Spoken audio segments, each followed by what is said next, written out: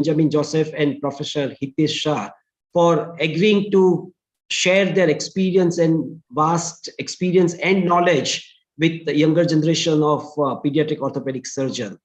Coming to the point, like why we need to learn about polio when we are on the point of eradication of polio. Just before 2 minutes, Professor Hitesh said that he saw a patient with fractured patella in a young girl with polio.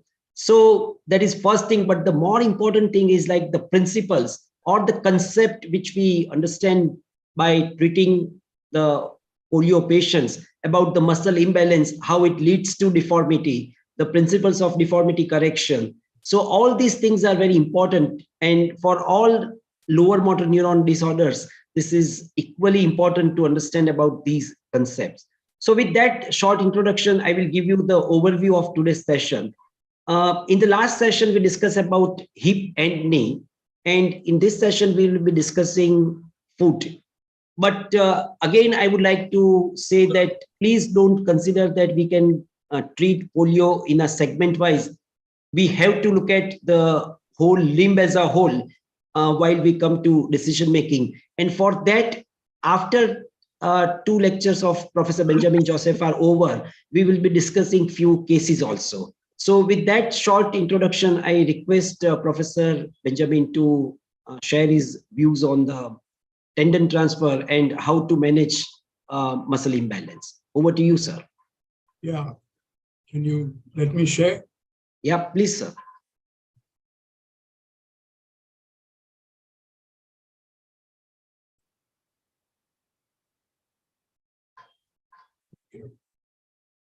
Can you hear me clearly? Yes, just full screen. Yes, that's perfect. Perfect, sir. Okay.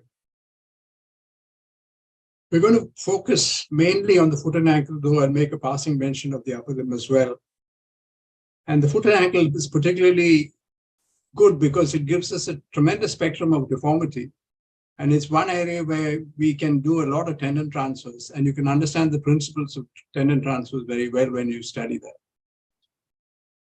Here is a spectrum of deformities that you can get in relation to the foot and ankle in polio. Pes planus, equinocavus, calcaneocavus, equinovarus, a medial cavus, a calcaneovalgus, and a planovalgus. You can see a whole spectrum of that, and we look at that individually. That's a flail foot. No muscles working on the ankle or the foot totally. And so it just hangs floppily. Here's an equinocavus. Before I explain this, will one of the participants tell me what is causing this deformity?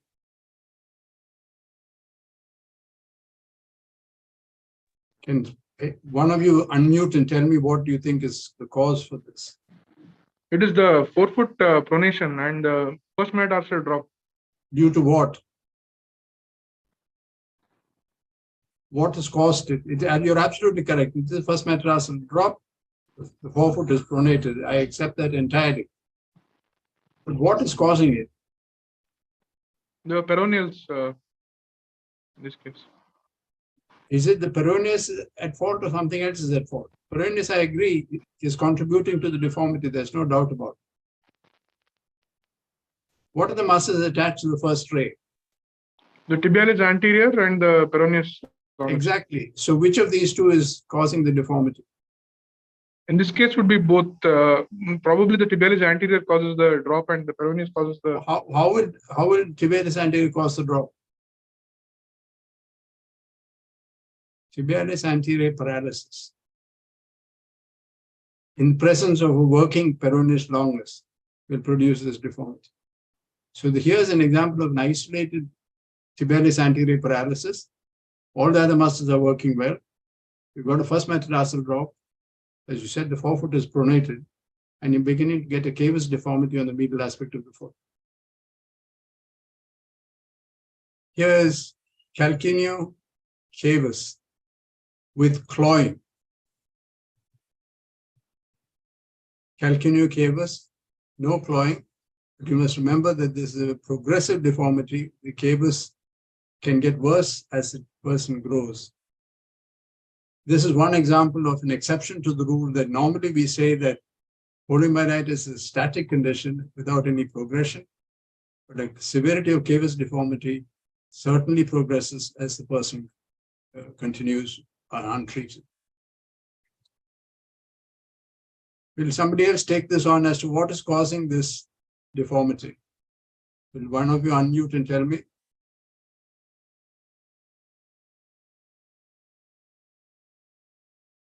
Tibialis posterior dysfunction.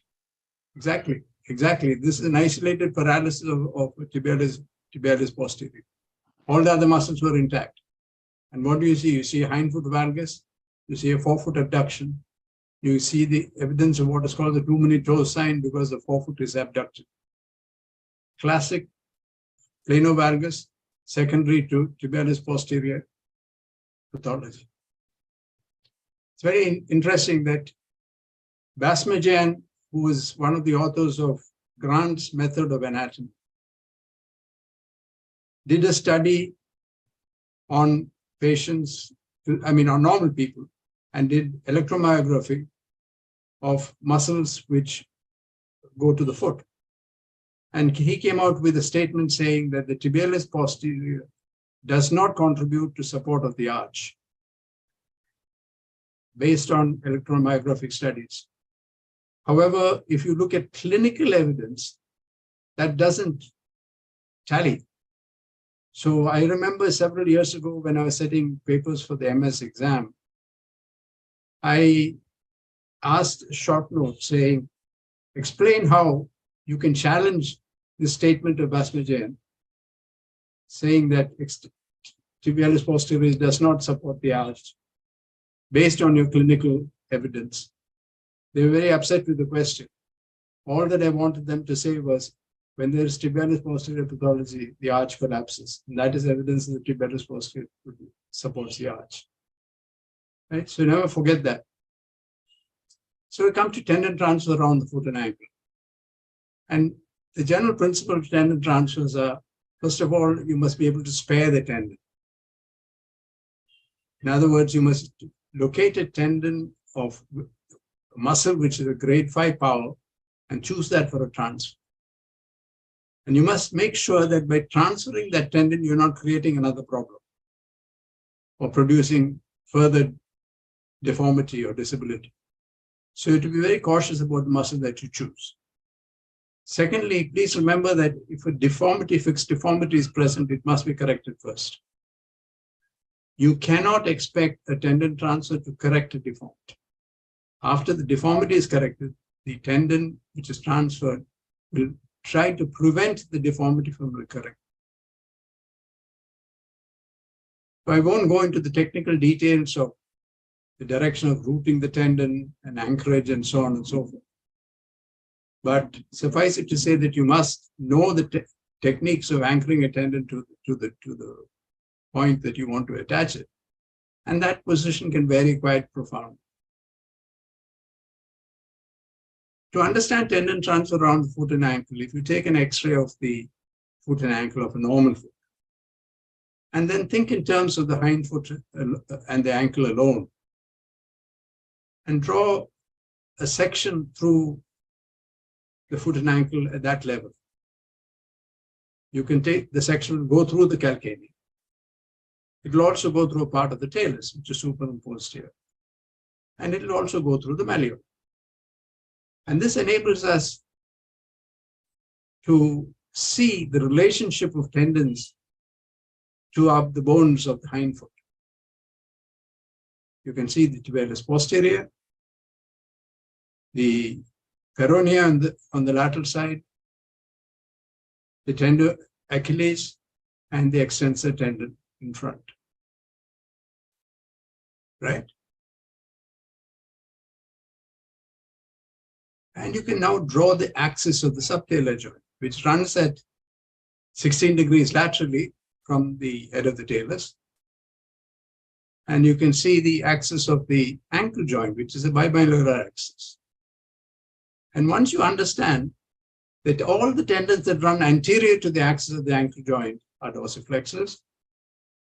All tendons that run posterior to the axis of the ankle joint are plantar flexors. All tendons running medial to the axis of the subtalar joint are inverters. And those that lie lateral to the axis of the subtalar joint are everters. You then look at the patient, and what you need to do is very carefully test the muscle power. And I can't say this, repeat this as, again and again, because I would like to do that. But you must remember that the ability to test your tendons properly and the muscle power properly, manual muscle testing, is of profound importance, and you must be reliable in doing that. After testing the muscle power, you can chart the power on this template that we've drawn from grade 0 to grade 5 as shown here on the left. So you can, if the normal grade 5 power, you have filled the tendon fully with green or whatever color you want to choose, and that shows that it's a normal power. And you can do the preoperative status and then compare it with the postoperative status where you've done some transfer and see whether the muscle balance is restored across the axis of the ankle in the subtalar joint. And we'll use this template to explain each of the tendon transfers that we're doing. Here's the child who had an isolated foot drop. But because of muscle paralysis, but in addition to the fact that the foot drop, if you look carefully at the child standing, looking from the back, you can see there's a mild hindfoot valgus. So what is paralyzed? The tibialis anterior, the extensor hallucis, the extensor digitorum longus. And the effect of that is that there's a foot drop, and everters are stronger than inverters because the tibialis anterior is paralyzed. And that accounts for the subtle hindfoot valgus. So what we did in this is the preoperative status. And what we suggested that we do is take of one of the peroneal and transfer it to the center of the dorsum of the foot.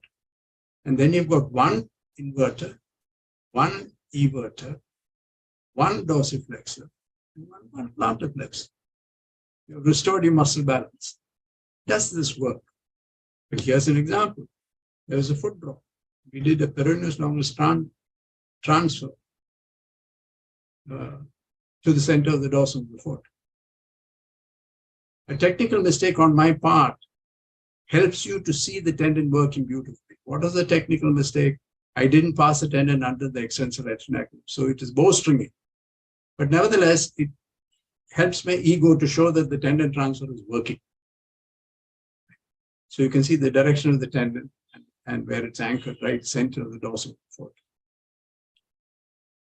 So another option is that you can transfer the tibialis posterior.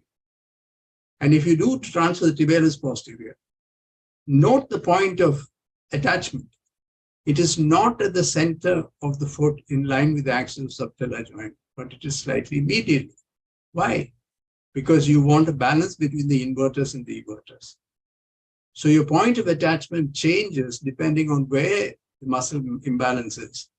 And here to improve the inverter momentum, you're attaching the tibialis posterior, which is transferred to work as a dorsiflexor. Attach it more medially so that the inverter effect is there. Then we come back to the first ray. And you're very right in saying that there are two tendons functioning on the first ray. The tibialis anterior, which raises the first ray or dorsiflexes the first ray. And the peroneus longus plantar flexes the first ray. So if you've got a tibialis anterior paralysis, you get a drop of the first metatarsal. And why does it drop? Not just because of gravity, but because the peroneus longus is functioning and it pulls the first metatarsal plantar legs. So if you transfer the peroneus longus in the in the presence of tibialis anterior paralysis, the balance is restored because you have defunctioned the deforming force. So it's a good tendon to transfer if it's an isolated paralysis of the tibialis anterior. Equinovarus. Here what's happened is, apart from the extensors that are paralyzed, the peroneal are also paralyzed. So there is an inverter-everter imbalance. There's a dorsiflexor-plantarflexor imbalance. Here what we've done is transferred the tibialis posterior to the center of the dorsum of the foot. Why? Not what we did earlier where we attached it medially. We are attaching to the center because there are no everters to counterbalance that. By taking off the tibialis posterior in this clinical situation, you're making the subtalar joint unstable and flail, and therefore you fuse it. So you combine a fusion of the subtalar joint with a transfer of the tibialis posterior to get not only balance, but stability at the subtalar joint. That's an example of what was done. Several years later, the person is doing quite well. Equinovalgus. Here, in addition to the dorsiflexors, the tibialis posterior is also paralyzed. So what can you do? Again, you transfer one of the peroneae and attach it medially, like you did for the tibialis posterior. And then the balance is restored between the inverters and the everters, dorsiflexors and plantarflexors. What about a calcaneovalgus? The tibialis posterior and the Achilles tendon are paralyzed. So you can transfer the peroneae to the heel. I must mention that no muscle in the calf has got really the strength to replace a paralyzed triceps surae or a gastrosoleus. The reason for that is the cross-sectional area of the gastrosoleus far exceeds the sum of the cross-section of the other muscles to put together. And therefore, it can never be strong enough to transfer it. However, there is a technique which is very, very useful. Instead of actually cutting and transferring the peroneal, you do a peroneal translocation. And a peroneal translocation doesn't detach the tendon at all from its origin or insertion, but shifts the tendon from the groove behind the peroneum, from the groove behind the lateral malleolus, into a groove created in the calcaneum. And that produces a beautiful correction. And because the tendon is quite taut, it may actually cause a mild equinus deformity, which is useful. Sorry. Yeah. So calcaneovalgus, we talked about transfer of the peroneal. What can we do for a planovalgus? Is there any tendon transfer? The tibialis posterior is paralyzed. Everything else is functioning. There are two peroneae. You take one off and transfer it posteriorly across medially, attach it to the distal part of the tendon of the tibialis posterior, and you can restore balance there. Another useful procedure is doing a calcaneal displacement osteotomy. The tuberosity of the calcaneum is shifted medially. And as a consequence of that, the moment arm of the Achilles tendon, the inverter moment arm, is increased quite substantially. The deformity is corrected by the displacement osteotomy. The heel looks more into varus rather than valgus.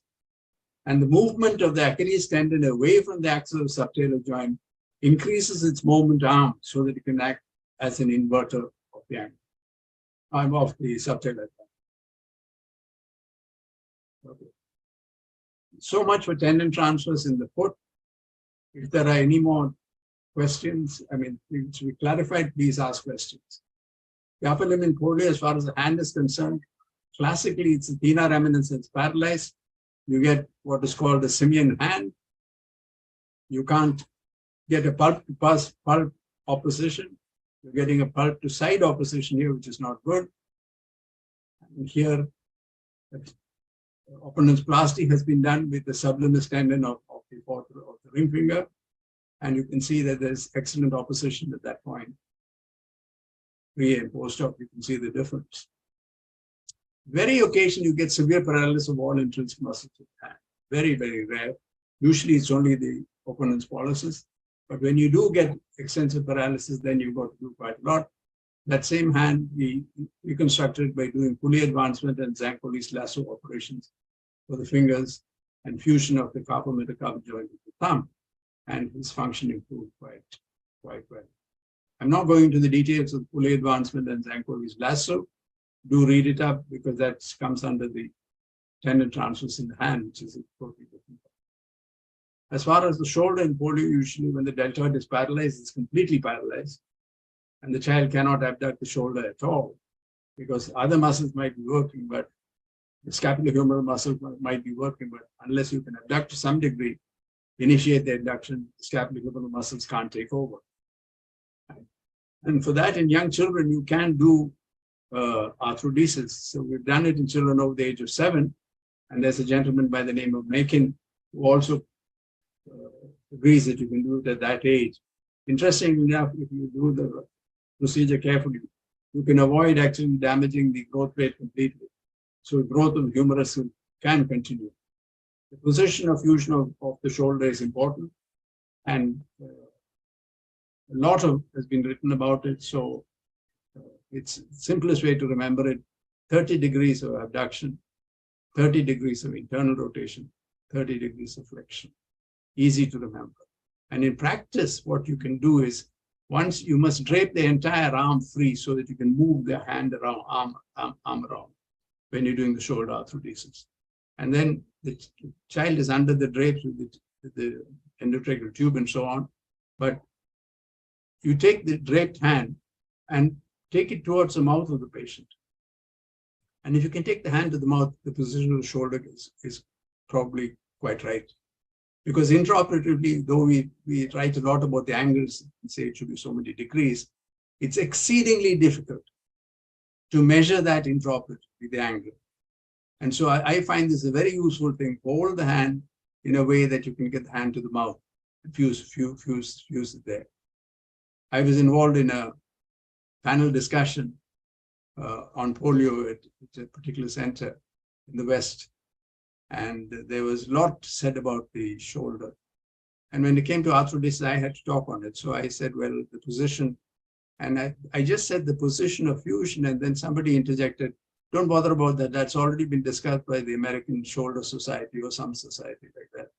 And they've come to the answer that this is the angles that should be used. So I said, well, that's fine.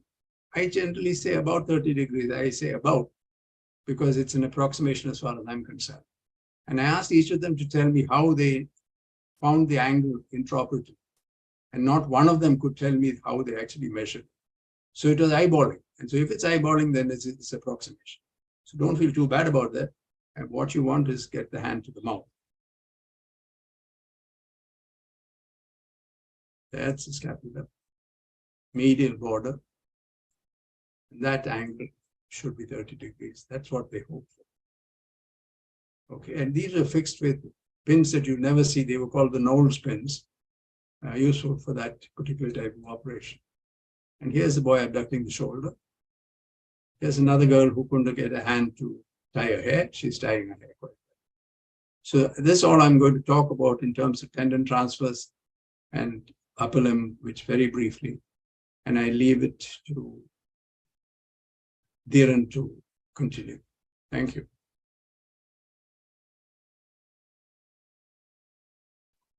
Thank you, sir, for explaining about the tendon transfer, which tendon to select.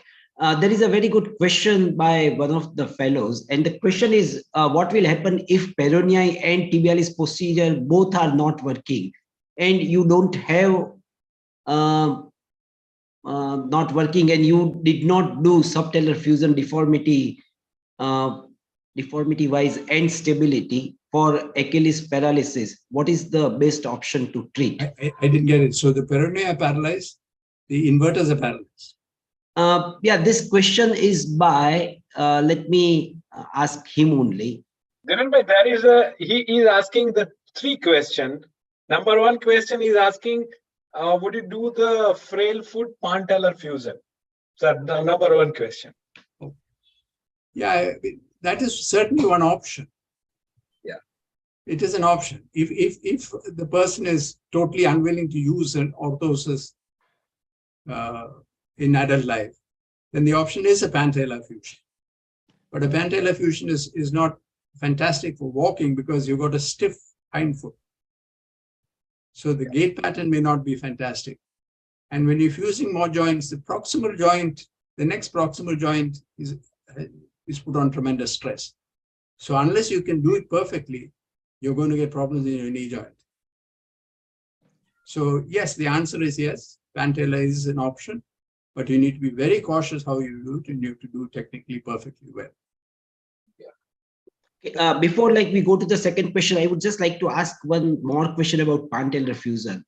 When I was resident, at that point, it was a concept that don't go for pantellar fusion in one stage.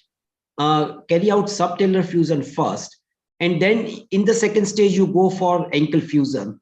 The reason for doing stage procedure was that if you go for one stage pantellar fusion, then you are likely to lose the blood supply of talus completely, because from everywhere you are denuding the blood vessels. So what are your views on that?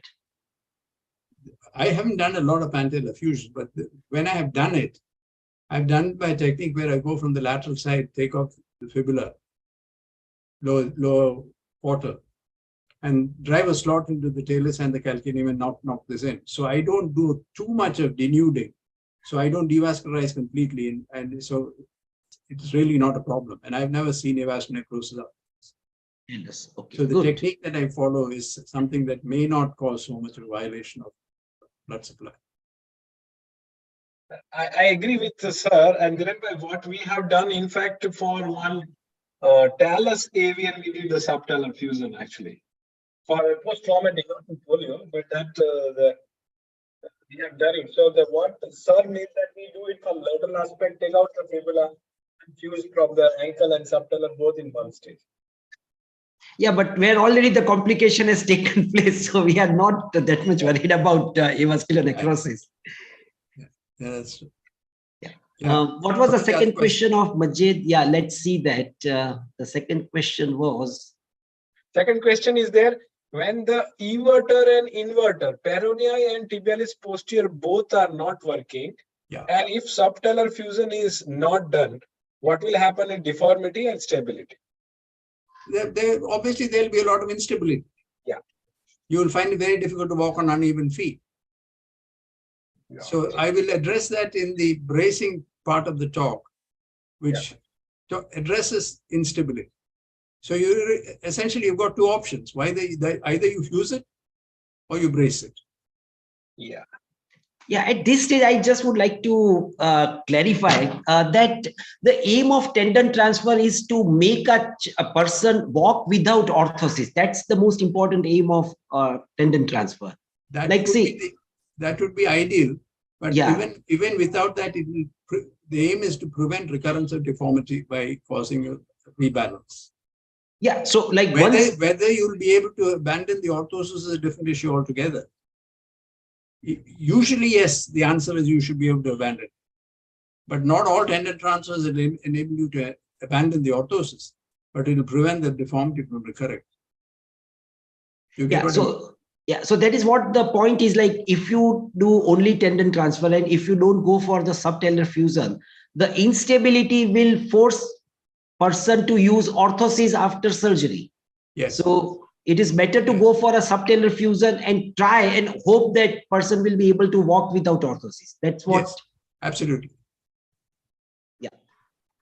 Fine. And Hitesh, what was the third question? Third question is there for tendinoachilles paralysis, what is the best option? Sir has already mentioned that two options, peroneal transfer or peroneal translocation. He has mentioned peroneal translocation is what I opt for.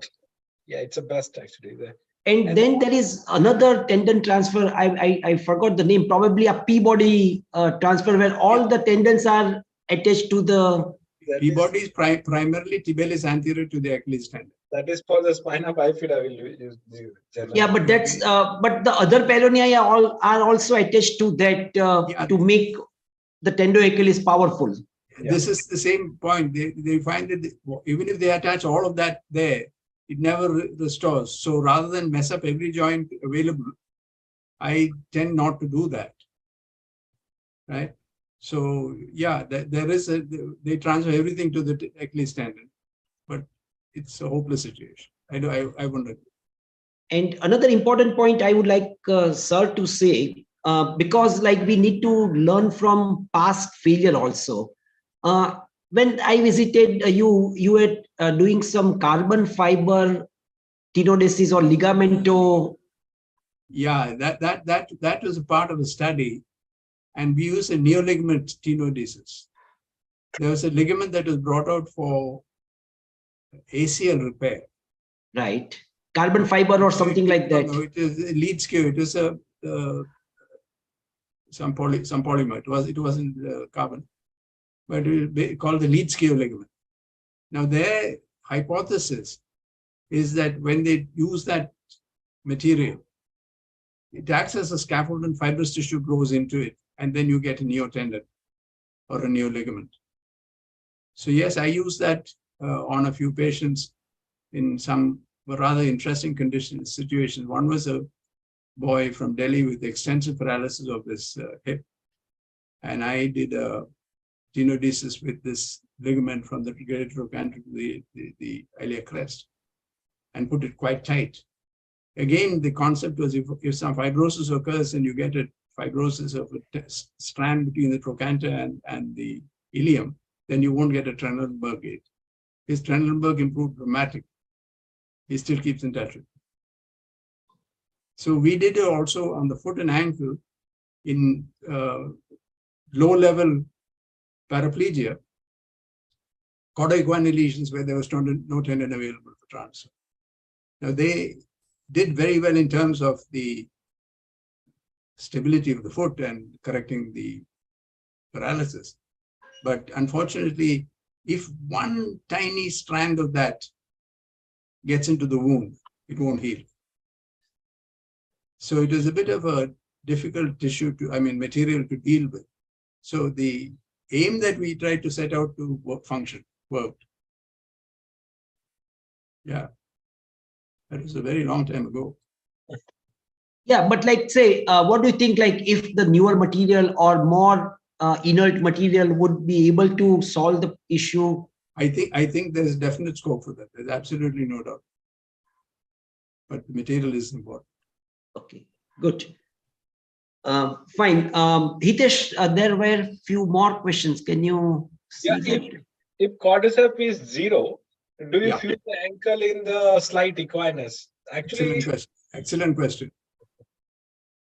Yeah, tell them. Yes, sir. Yeah, you go ahead. Yeah, it depends on the knee deformity. Actually, if the knee deformity is there, it has to be corrected in the upper extension. And if we fuse the ankle in equinus, doesn't mean it will it will get the hyperextension at the knee joint. So whenever we is having the frail foot, we need to check about the hip and knee also. That depends on the hip and knee. But there are situations where it is done in equinus. Yes. But you have to keep the equinus. The 10-degree equinus would be good for the cordyceps paralysis. So I think it's basically the same concept which we discuss about flow reaction orthosis. Yeah. So basically that 10 degree of equinus is creating a plantar flexion knee extension couple and helps in locking the knee joint. Yeah.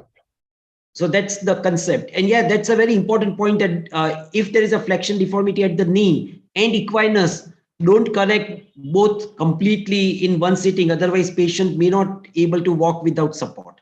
Yeah.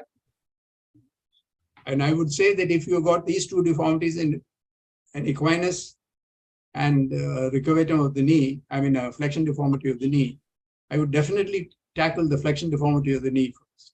Yes. Yeah. Yes, in our MS exam, this was the most important question they used to ask, like, how will you tackle this combination of flexion deformity at the knee and equinus? Yeah, good. You passed. Yes. One last question. What is your opinion about tenodesis for tendo-Achilles paralysis, using tendo-Achilles and attached to the fibula? Yes. That tenodesis is a good idea in a young child, and it tends to work in a large proportion of children. So it is a good option to try, and if it works well, you save a lot of problems. I forget what's the name of the whose name is attached to that. Winston or Westin or Weston. You're right. Weston. That's right. Weston's tenodesis. Yeah. but So if I think the child under around 6, yes, works well. In fact, you can go into a slight equinus deformity itself. Yeah. So aim of that procedure is to prevent calcaneus deformity developing. That's what the aim is. It's not for like giving enough strength or something No. like a tenodesis, No. but basically it reduces the amount of calcaneus. That's what the Yes, it either avoids totally or reduces it. reduces. Yes, Yeah, exactly. Right. So can we go for the second lecture on the bracing, and after that we will have like use of all the knowledge for case discussion. Okay. I go back to stream.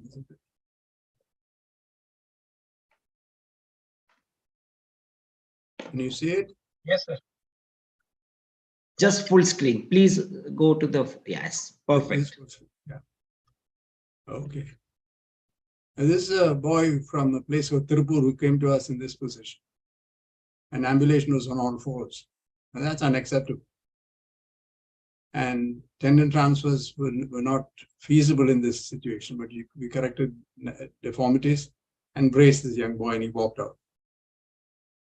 So grateful that he came back for a follow-up with a busload of people from his village with polio. I showed you this picture earlier, so look around and see how bad polio can be. So the aim of lower limb bracing in polio is to facilitate maximal ambulation in the community. And the prerequisites of lower limb orthosis are that, one, the orthosis must stabilize the lower limb during the swing phase of gait, prevent the limb from collapsing, and facilitate energy efficient propulsion during the swing phase of gait.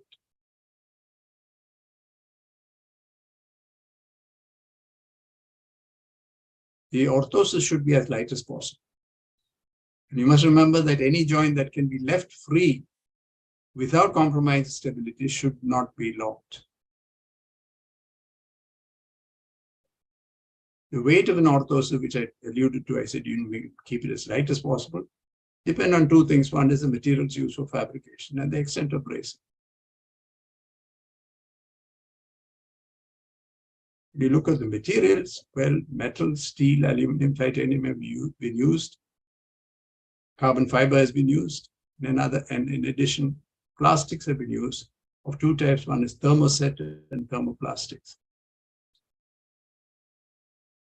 And the characteristics to be considered and select the orthotic material should be biocompatible, should have good tensile and flexural properties, fatigue life and resistant to impact load should be good. It should be resistant to moisture and chemicals and long-term creep. Shouldn't have a bad odor, and the cost should not be prohibitive. I presume that some of you know what creep is. Creep is a mechanism by which a force that is applied for a long period of time can produce deformation. When the force is applied, no deformation occurs. But if you keep the force long enough, over a period of time, you get deformation. And you realize that in a lot of biological tissues, you have creep. For example, in our lumbar spine, you will find that as you stand longer and longer, the disc behaves in a particular way, and that's because of the creep characteristics. So you must understand what creep is. So if you look at a material and somebody says, so I put 80 pounds on it, didn't deform, doesn't mean that it won't deform after 5 hours. It might. So thermosets are epoxy resin, polyester resins. They are casted or molded. Once they are molded, they can't be modified even after cooling heat is applied. So that's something you must understand. So if you're using a thermoset, which was often used to make sockets for prosthesis, for an amputation stump, if you don't make it perfectly, you can't revenue. You'll have to throw away that socket and make a new one. So technique of making it is of importance. Thermoplastics, on the other hand, once they're molded, they can be modified by heating locally. So you can adjust it a little bit. And of the different materials that are used, polypropylene is by far the most popular. Polyethylene is not as good. Polycarbonate in some situations is used, but polypropylene by far is the most popular. It's got excellent fatigue strength and it's freely available, very easy to handle. All that you need is an oven and heat this up to 180 degrees. A few words about stability of joints. Stability of joints is needed during the stance phase of gait to prevent the limb from collapsing under the weight of the body.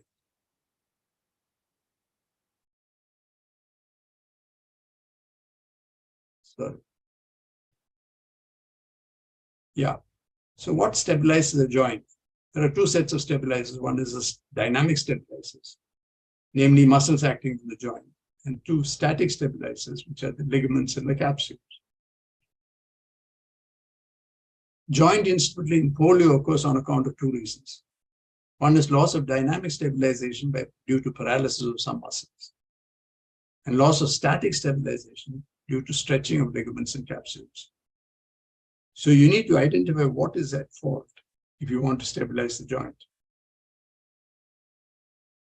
So you must understand that you're thinking when you talk to stability, the hip flexion versus extension, ankle, the knee also flexion versus extension, ankle dorsiflexion versus plantar flexion, the sagittal plane. And this stick diagram, I think Hitesh also showed earlier on. If the hip, knee, and ankle were free to move in any direction in the sagittal, in the sagittal plane to any extent, weight of the body would attempt to deform the knee joint in either of these two fashions. But that doesn't occur because you've got extremely strong ligaments in the front of the hip and the back of the knee. And these static stabilizers prevent the knee from collapsing into recurvator. But it can go into flexion, and that is counterbalanced by the anti-gravity muscles, the gluteus, the quadriceps, and triceps surae. You also need coronal plane stability where the hip abductors and adduction should be balanced. Knee varus and valgus should be prevented. Ankle varus and valgus should be prevented. Subtalar varus and valgus should be balanced. And rotation stability, internal rotation versus external rotation. If there is instability, you'd have to deal with it. So how do you stabilize an unstable joint? There are two options. One is surgical stabilization. The second is orthotic stabilization. But in principle, wherever possible, avoid the permanent use of an orthosis. In a growing child, it's certainly acceptable, but once they reach skeletal maturity, try your level best to get rid of the orthosis. Remember that instability can be unidirectional or multidirectional. And let's take the unidirectional instability. There are many options. You can do a tendon transfer. And that's the preferred choice wherever possible. You may do an osteotomy. An example is a supracondylar osteotomy when there's a quadricep paralysis and there's instability at the knee. You can do a bone block, which is a procedure which used to be done to prevent a foot drop by putting a block of bone at the back of the ankle. You can do a tenodesis, and somebody very rightly asked about Western tenodesis. If any of these are possible, then you have to consider it. But if none of these are possible, then you're left with no option but to use an orthosis. If it's multidirectional instability in the skeletal mature, you use an orthosis. In a skeletally mature, you can either do an arthrodesis. If that's contraindicated, you need to give an orthosis. So it becomes pretty clear when you're going to use an orthosis. So an unstable joint can be stabilized by abolishing movement at the joint. And this can be done surgically by an arthrodesis, or by bracing. You can incorporate a lock in the orthotic joint to prevent movement. However, it's not without its cost. Locking an orthotic hip joint, knee joint, or ankle joint increases the energy consumption while walking quite profoundly. If you take the example of the ankle joint, which is the least affected, in a normal male subject, if you put a Bijlani cast and thereby immobilize the ankle joint, you'll increase the energy consumption by 9%. And this is exponentially higher in the person with partial paralysis of the limb.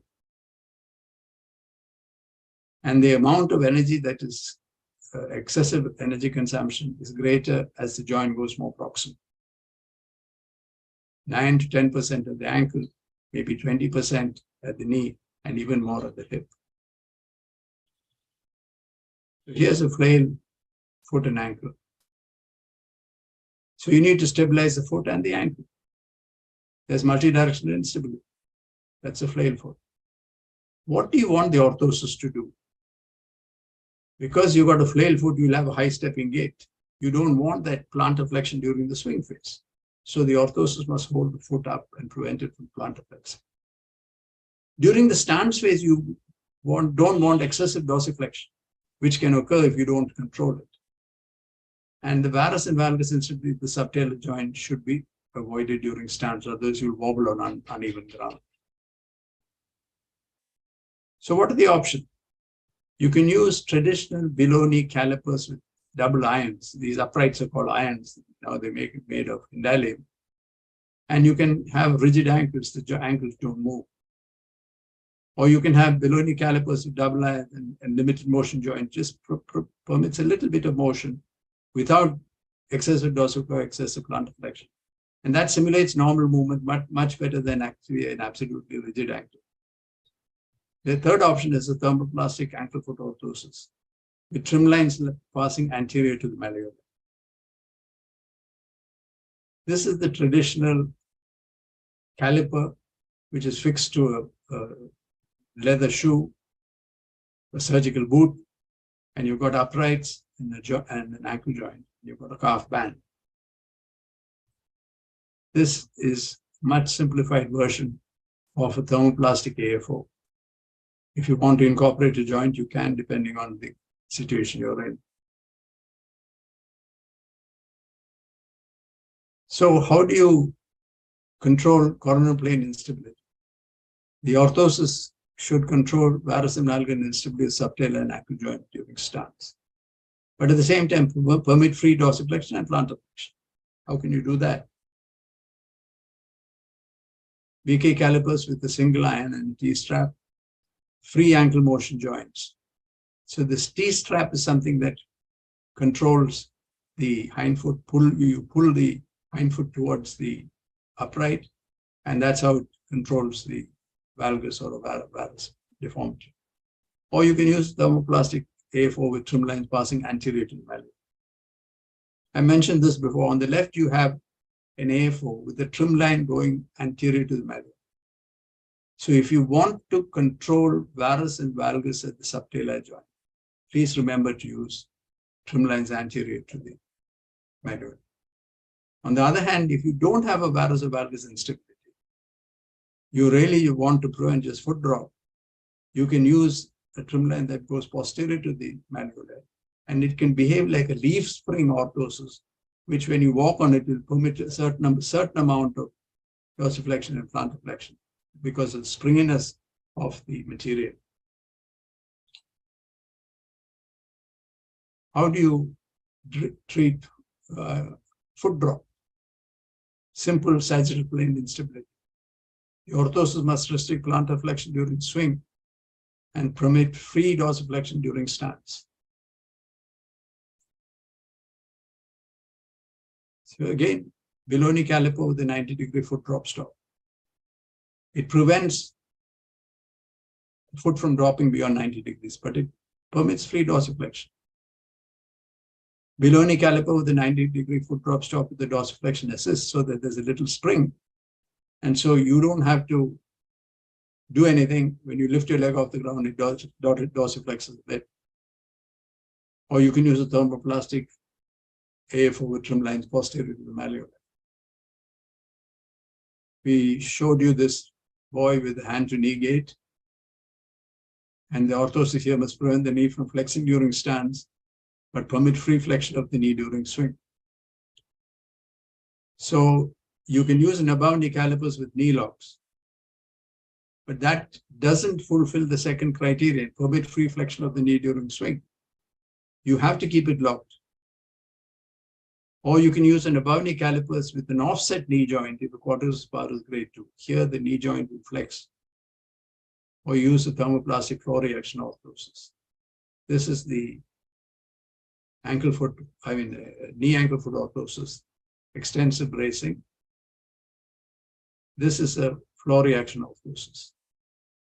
The knee can bend, the person can sit down, but one disadvantage is that the upper tip of the plastic orthosis will stick under your trousers, and it's not very comfortable. I mean, it doesn't look very nice, but it works very well. The importance here is the orthosis is molded in a few degrees of plantar flexion. That's extremely important to capitalize on the plantar flexion knee extension couple, and that can be done by molding it in a few degrees of plantar flexion. Quadriceps paralysis, please remember that floor reaction orthosis cannot be used if there is a fixed flexion deformity of the knee. Again, I emphasize that flexion deformity of the knee is something that must be corrected surgically before we deal with anything else. If there's severe genorecvetum, this is contraindicated because the plantar flexion knee extension couple will push the knee further backwards. And you can't use FRO bilaterally because the child will not be able to walk. So one side, the weaker side, brace it above the knee. The one side, you can brace it below the knee. If there's genorecvetum with quadriceps paralysis, the orthosis must control the genorecvetum during stance, prevent the knee from flexing during stance, permit free knee flexion during swing. So these are the demands that you're making on your orthosis. You can use an above knee caliper where keep the knee locked, which we said is not fantastic. Or you can use what is called Lehn's modification of the floor reaction orthosis.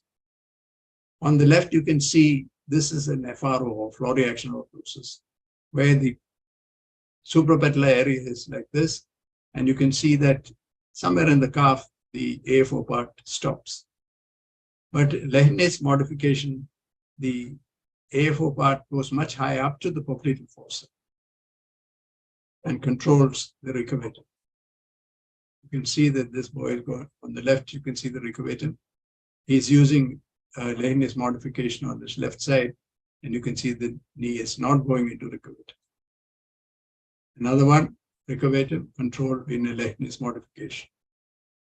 And if you look carefully, you can see that the plastic extends at the back right up to there, which is at the lower border of the popliteal fossa. Here's an unfortunate gentleman who had polio and had instability in more than one direction. What do you do? Above knee caliper with knee that is locked, provided the knee is pain-free. Because if it's painful, then you're left with no option but to arthrodice the knee.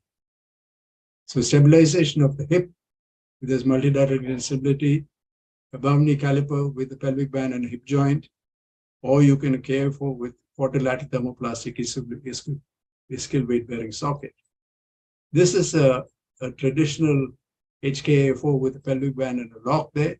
Exceedingly difficult to walk. Exceedingly difficult to walk. Right? And so we were looking at how we can reduce that. And we had patients who traditionally had hip knee ankle foot orthosis. And we could convert them into a KAFO or even an FRO in a sizable proportion of them after we started using thermoplastic. This was done, the study was done several years ago. And here's the boy wearing HKFO. And it's pretty tattered, but we just made him wear it because he'd come to change it. And this is the quadrilateral socket, which is linked to an AFO. And he walked perfectly well without the hip being locked in a joint. That's the other side of him. Here's a boy again who came with an HKFO. We changed it into posterior offset knee joint, KFO, and an FRO. So here we could unlock the knee joint on both sides and enable him to sit comfortably with his knees flexed. And he didn't have to have such excessive energy consumption while walking because you've got a lighter orthosis as well as a more mobile orthosis without stiffening the joints. So we compared these two, thermoplastic and the conventional, and showed that the plastics were doing very well. So that's what we do. And just to end the note, this is how a patient walked into our clinic several years ago. He had severe equinus deformity, and he found it difficult to walk. So he would painstakingly take a plank of wood, tape it with very clean bandages, and you can see a shoelace on either side, and he would walk on this. I just was absolutely fascinated. I couldn't imagine how he did this. Anyway, we straightened him out and made him get rid of this. But this sticks in my memory as being one of the most unusual things that I've seen. Thank you.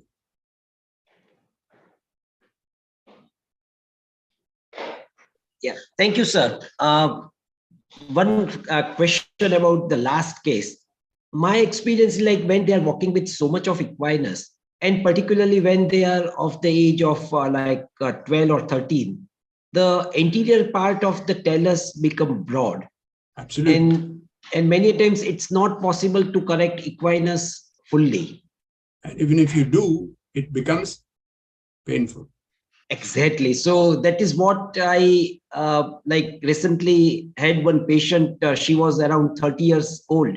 We tried to correct equinus deformity. We corrected, but the portion which has remained in a non-weight bearing portion for so many years came into weight bearing portion after correcting the equinus, and then the deformity become painful. So plantigrade foot become painful, and ultimately we had to go for ankle fusion.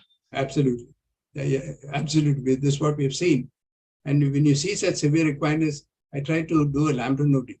Exactly. So I was coming to the second question. Which keeps the same articular surface intact. So you're not changing the articular surface because you're holding the talus in plantar flexion when you do the lambda noding. Right. But I have seen impingement anteriorly even after lambda noding.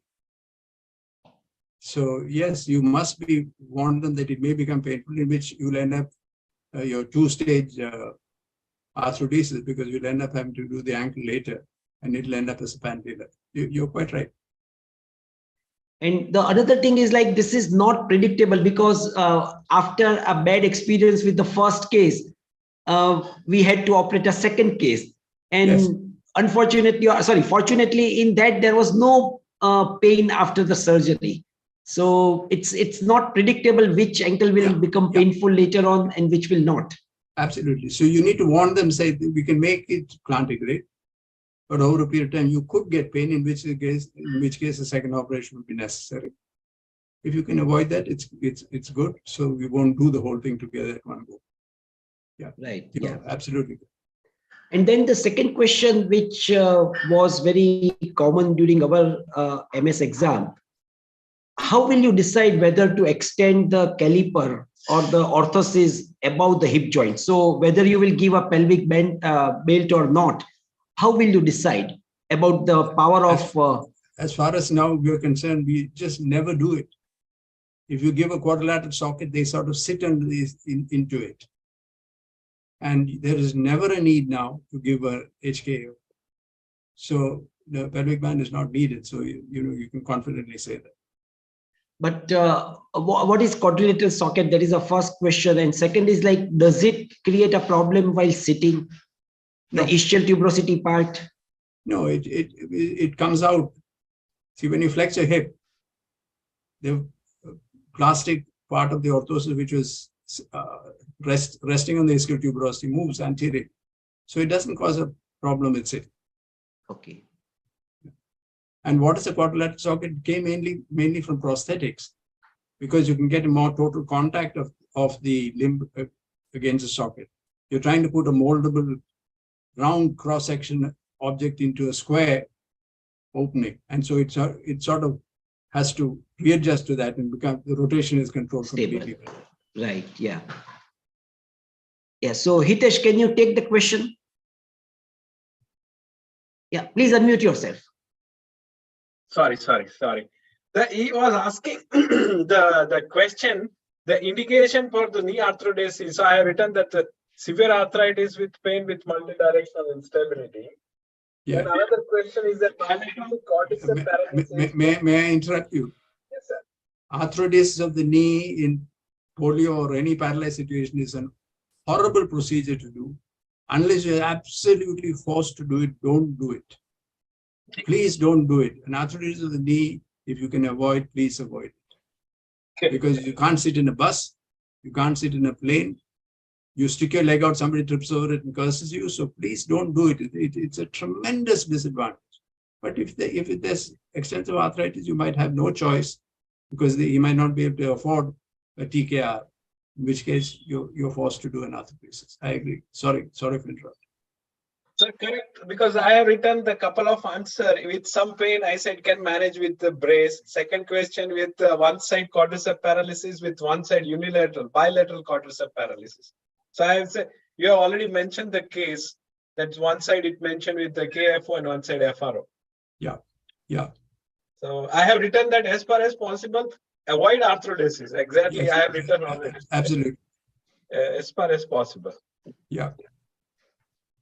And the same concept is true for the total knee replacement. Like if after total knee replacement there is an infection, we need to end up with arthrodesis, and probably that's a worse situation for any patient. Yeah. Hitesh, can we go for your case? Yes, sir. Because that will clarify a lot of questions, lot of confusion. Can you see my screen, sir? Yeah. Yes. Yeah. Yeah. Okay. So I'm going to have the one first case. That's 18-year-old, the patient gentleman presented with the right side post-polio paralysis. And if you can see the right side, the hip has got the 20-degree abduction deformity, right flexion deformity of the knee 20-degree. He got the right hip flexion abduction contracture in terms of iliotibial band contracture. The hamstring are also contracted. He was walking with hand to knee gait, and the right side equinocavus was there because of the gastrosoleus and plantar fascia was contracted. And if we quantify the deformity of the ankle, there was the 40-degree of the ankle equinus. He got the actual true shortening of the 3 centimeter. And if you see about the muscle power across the hip, knee, and ankle, the hip joint was reasonable, anti-gravity was working. The quadricep was 0. The knee flexor was 3, just about the 3. The ankle dorsiflexion could not be checked because of the severe equinus. The plantar flexion was full, and subtalar inversion and eversion was working reasonably. If you see the X-ray, we got the hip was in place, but there was an abduction deformity. Right side, there was the hypoplastic ilium, and the right side, the femur is also thin. And this is the equinus deformity. So I don't have the X-ray of the knee, but I will stop it here. How do we manage this patient? Anybody want to be? So, first of all, let's ask the fellows, like, what are the problems? Already you have enumerated the deformity, but what problems we need to solve or we can solve and whether to solve it or not.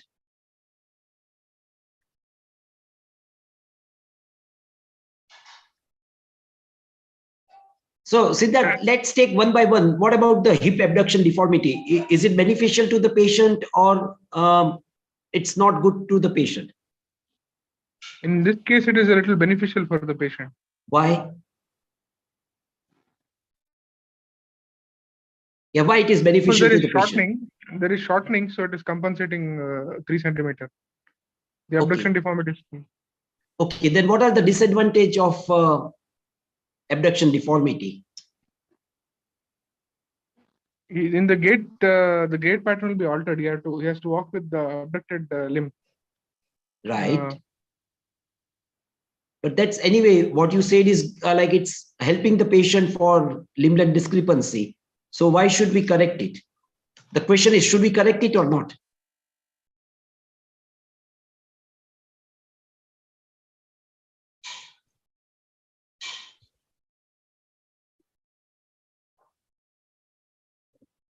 The question is very simple. Should we correct it or not? I think we should not attempt to correct it right now. The knee and the hand to knee gait and the foot will be priority as of now, and the hip can be addressed later. Okay, let's take your verdict that we don't want to touch hip at this stage. Let's come to the knee joint. So that is 20-degree flexion deformity. So should we correct it or not?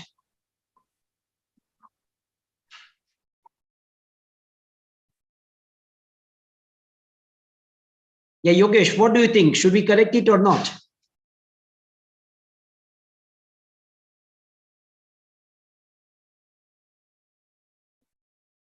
Yogesh, please unmute yourself and let us know.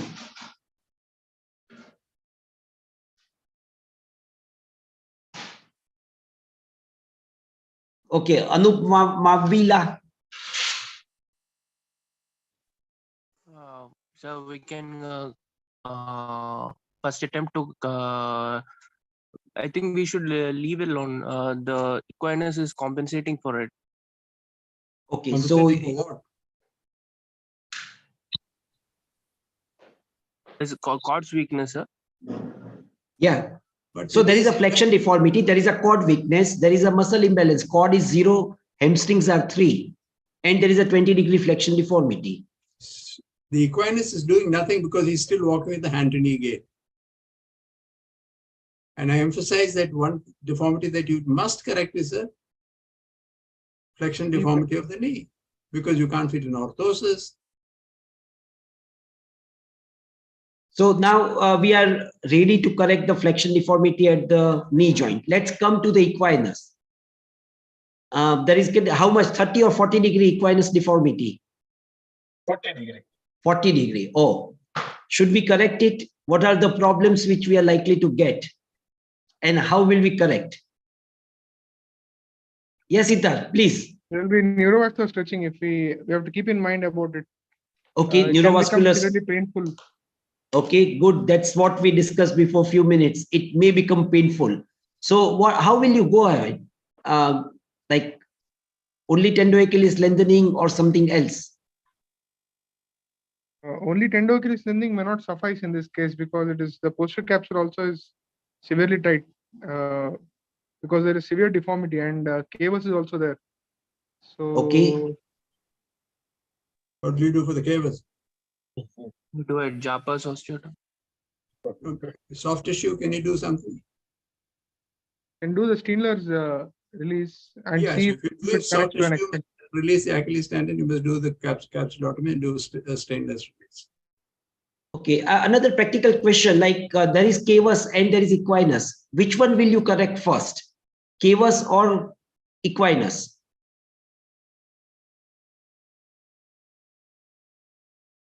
First, we'll correct the, we'll do the Steinler's and then do the equinus correction. Okay, so the principle is like for any deformity correction, first of all, tackle the soft tissue component first. So in case of cavus, it's basically the plantar fascia which is contracted. So we release that. That's a Steinler's procedure. Then comes the bony component. For that, we need to do osteotomy. So there are various options available. Japas is one of them. So once we bring the foot into neutral position, then we have to look at the ankle, how much is equinus. Again, for that, we have the first option, that is soft tissue procedure.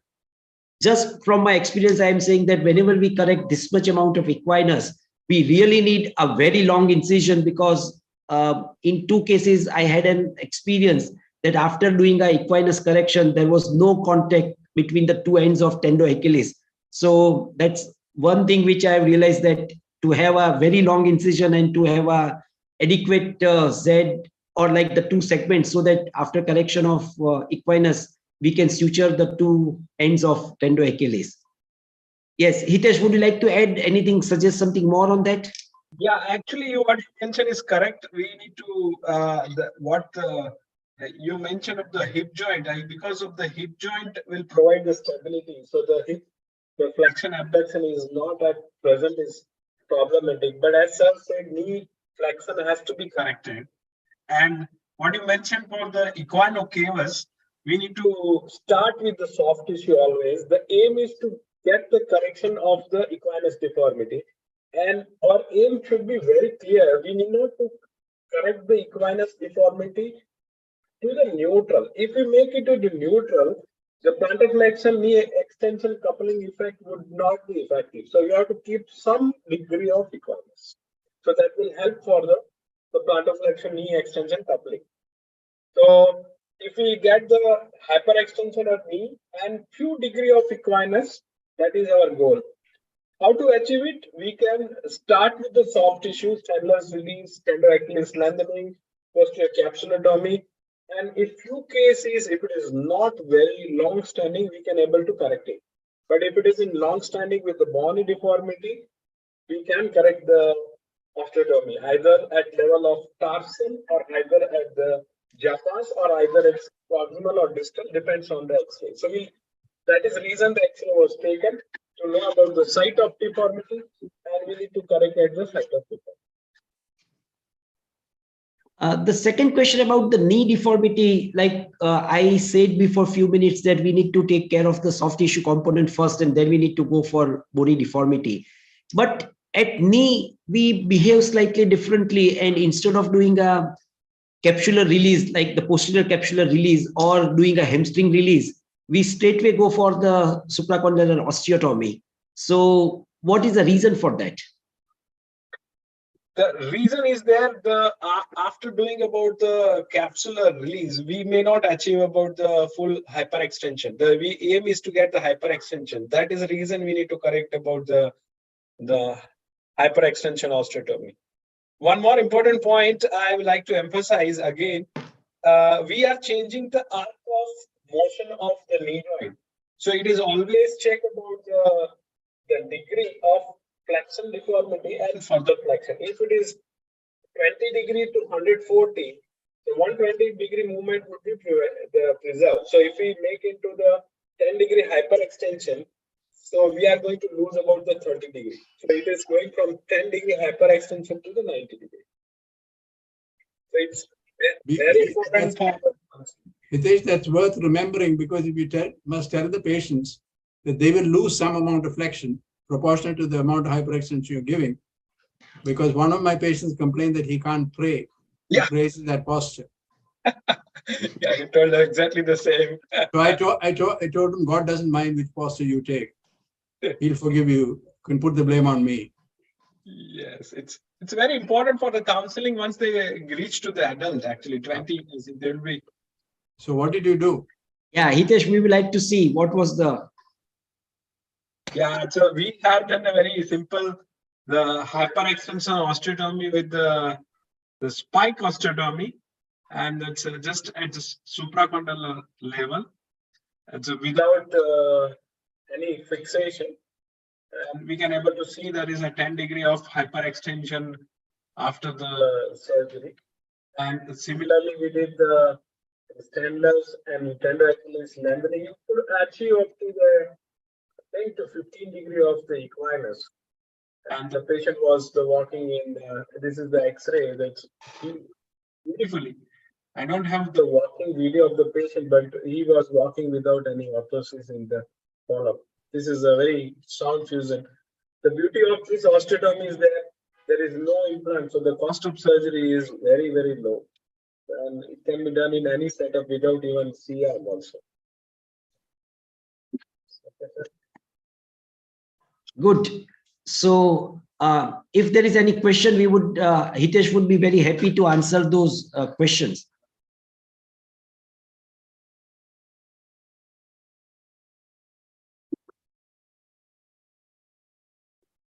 Okay, we don't have any questions. So thank you, Professor Benjamin and Professor Hitesh, for sharing your, okay, there is, do we do femoral shortening with extension osteotomy? Yes, Hitesh, please. The question is, if the amount of deformity is quite severe, more than 30-40 degree, then yes, to prevent the, basically, we don't want to lose the range of motion. So with the 20 degree, we don't require to do the femoral shortening, but if beyond 30 to 40 degree, then yes, shortening may be required. But if there is a severe deformity, we do the, maybe in a 2-stage, we do the soft tissue release with about skeletal traction, keep it the stretch and soft tissue, and do the remaining part with the extension osteotomy. and Hitesh, one more question about the limb length discrepancy. Like there was 3 centimeter limb length discrepancy. So what was the, like, how did you manage that? Yeah, we kept it some equinus, so it will be compensatory, and we add with the sole raise. We have not added with anything with only. Okay, because I was going to ask the same question, because even after equinus surgery, it was not plantigrade. Yeah. So basically, like if we make it plantigrade or even up to 10 degree, then that would add on to the problem of already existing limb length discrepancy. Yes, yes, yes. Right.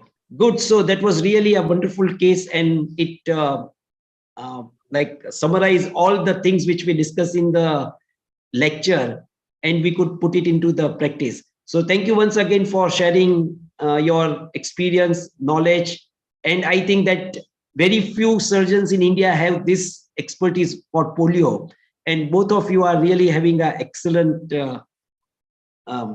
experience about that. So thank you for sharing your wisdom with the fellows, and I also learned a lot from that. Thank you and goodbye, sir. Thank you very much. Bye. Yeah. Bye. Thank you. Bye. Bye.